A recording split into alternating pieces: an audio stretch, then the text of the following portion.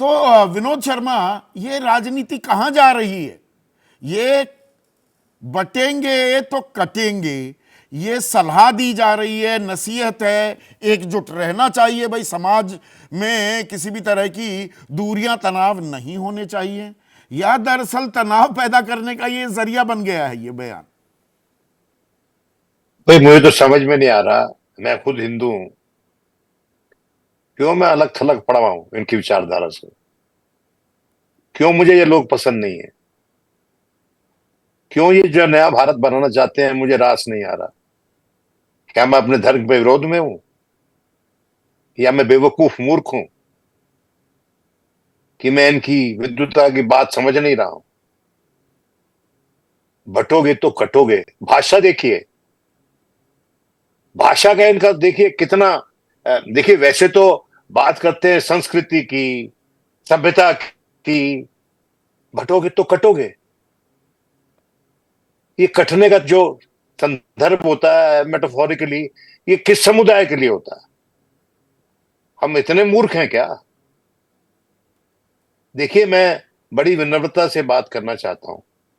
Bharatiya Janata party और उसका जो आइडियोलॉजिकल फाउंटेन हेड है, भले ही आप कितना भी उसको एलिवेट करते रहो, उनका मुख्य तात्पर्य यह है कि हिंदुस्तान में एकजुट, एक ही काम के लिए हिंदुओं को कह रही हैं, अपने तरीके से एकजुट कर रहे हैं, ताकि उनको हिंदुस्तान में एक परमानेंट लेजिस्लेटिव मेजोरिटी रहे।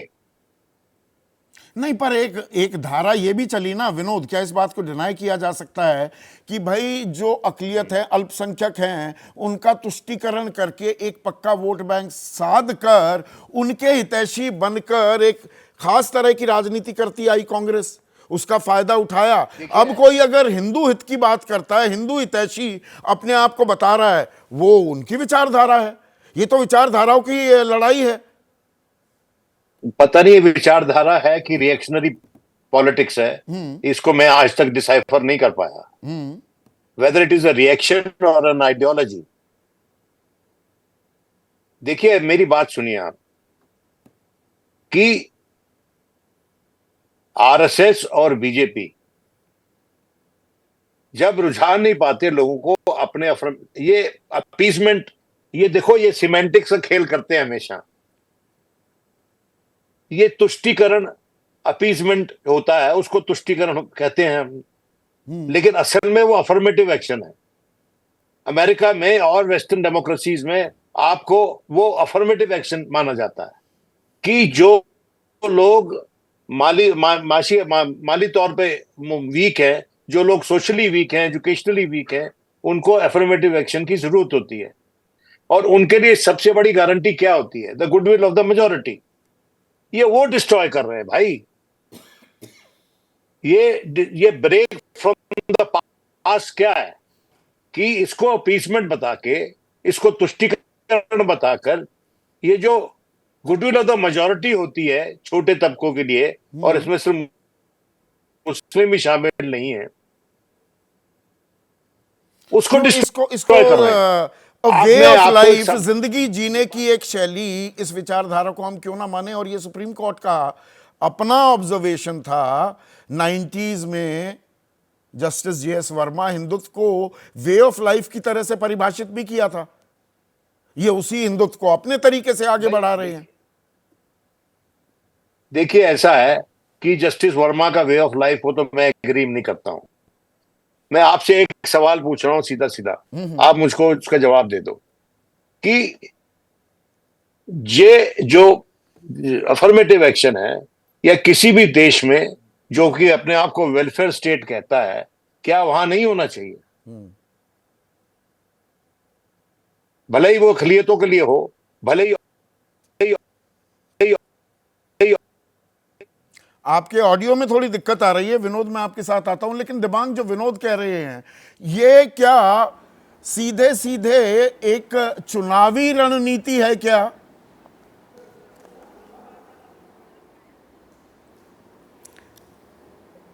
संदीप, देखिए कि चुनावी रणनीति तो साफ दिखाई दे रही है। आप मेरे कान में मत बोलिए, पीसीआर बंद करिए। उनमें दलित वोट हट गया, पिछड़े वहां से हट गए। तो अगर वो लगातार हटते जा रहे हैं वहां से, तो ये साफ दिखाई दे रहा है कि ये चुनावी रणनीति ये कोई जवाब नहीं दे पा रहे हैं। तो उसमें अब सबका साथ सबका विकास वाली जो बात थी वो भी छोड़ दी है और एक तरीके से नई राह पर चल रही है, एक नई लकीर जो योगी ने खींची है उसको सब लोग फॉलो कर रहे हैं। ये एक बड़ी बात इस तरह से भी है कि एक तरीके से संघ का योगी को समर्थन, जिसके बारे में हम लोग लगातार बात कर रहे हैं, लगातार देखते आ रहे हैं, लगातार नज़र रखी जा रही है, वो बात इसमें साफ दिखाई दे रही है किस तरह से योगी आदित्यनाथ द्वारा खींची गई लाइन पर न केवल संघ चल रहा है, प्रधानमंत्री भी वैसी बात कर रहे हैं। क्योंकि जो वोट छिटक गए हैं बीजेपी से, जिस वजह से उनको बहुमत का आंकड़ा भी इस बार हासिल नहीं हुआ, उसको फिर से पाना है। और बार बार ये कहा जाता है कि हिंदू मुस्लिम ये कांट की हांडी है, बार बार नहीं चढ़ेगी, पर वो लगातार बार बार चढ़ाने की कोशिश है, बार बार उनकी चढ़ भी रही है। इस बार ये नई कोशिश से इस तरह मैदान में उतरे हैं। ये कहां तक जाता है ये देखने वाली बात है। मैं थोड़ा और आपसे एक तफसील चाहूंगा जो बात आप कह रहे हैं। दरअसल इसमें दलित वोट बैंक को साधना, दलितों में एक छिटकाव, एक छितराव हमने देखा। जो दलित 51% छोटा आंकड़ा नहीं होता, बीजेपी को वोट देते दिखे थे 2019 के लोकसभा चुनाव में, वो दरअसल गिरकर 24% रह गया 2024 के लोकसभा चुनाव में बीजेपी के पक्ष में। और कांग्रेस को जहां 25% दलित वोट मिले थे, वो आंकड़ा पहुंच गया 68%। तो उसमें हिंदुत्व का एहसास जगाना और पिछड़ी जातियों में भी जो ये पीडीए वाला थोड़ा सा नारा बुलंद करके छिटकाव और छितराव अखिलेश करने में कामयाब हुए थे, उसी को लामबंद करने की कोशिश है क्या? जी हाँ, बिल्कुल। आपने जो कहा वो आपने आंकड़े दिए, मैं भी उन्हीं आंकड़ों को दिमाग में रखकर अपनी बात कह रहा हूं कि ये देख रहे हैं कि इस समय महत्वपूर्ण चुनाव है, महाराष्ट्र में महत्वपूर्ण चुनाव है जो होने वाला है। एक तो उपचुनाव है, उसके बाद उत्तर प्रदेश का चुनाव है। एक नई लाइन जब तक आप नहीं खींचेंगे, नई रेखा नहीं खींचेंगे, मंदिर अब बन चुका है, अब उससे आगे अब आपको फिर से हिंदू को एक साथ जोड़ना है। इसलिए सब लोग हिंदुओं की बात कर रहे हैं। आप होशबोले साहब का भी देख लिए, वो हिंदू समाज की एकता की बात कर रहे हैं। तो जब तक आप वो हिंदू वाली लाइन को बड़ा नहीं करेंगे, उसमें क्या है, आपको डर दिखाना है। जब तक आप बड़ा डर नहीं दिखाएंगे, और बांग्लादेश ने एक तरीके से उनको वो मौका दिया वो डर दिखाने का, वो डर दिखाकर आप आगे की राजनीति साधना चाहते हैं। क्या ये साधी जा सकती है, क्या इसका विरोध नहीं होगा, उस पर बहुत सारे सवाल हैं, लेकिन एक नई लाइन जरूर है। देखिए चुनाव में क्या होता है कि आपके पास एक नैरेटिव होना चाहिए। मैं थोड़ा कंफ्यूज भी हो जाता हूं। कंफ्यूज ऐसे कि अब महाराष्ट्र में वो अजित पवार का दबाव था या जिसका भी दबाव था, मदरसों में शिक्षकों का वेतन 8 से 18,000, 6 से 16,000 भी कर रहे हैं आप। वो मदरसे जो उत्तराखंड और उत्तर प्रदेश और असम के मुख्यमंत्रियों को फूटी आंख नहीं सुहाते, वहां आप उनको उनकी तनख्वाहें बढ़ा रहे हैं। तो ये दोनों गेम खेलने की कोशिश की जा रही है या कंफ्यूजन पैदा होगी इससे ज्यादा?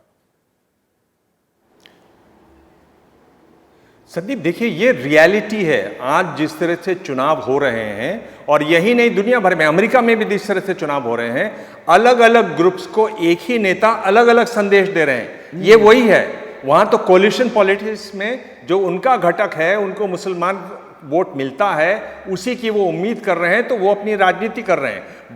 बड़ी जो छतरी है वो एक छतरी में एक साथ रहेंगे। ये जो विरोधाभास है, किस तरीके से आप उसको मैनेज करते हुए आगे चलते हैं, किस तरीके से उस विरोधाभास को लेते हुए भी आप आगे चलते हैं, यही आज की राजनीति है, यही कोलिशन गवर्नमेंट है। देखिए जब वक्फ बोर्ड वाला बिल आया था तो नायडू और ये छिटक गए थे, चिराग पासवान, लेकिन किस तरह से उनको साथ लेकर अगर संवाद आप लगातार करते रहें तो ये साफ कहे जा सकता है कि आप अपनी राजनीति करिए, मुझे भी अपनी करने दीजिए, आखिर हम सब एक साथ।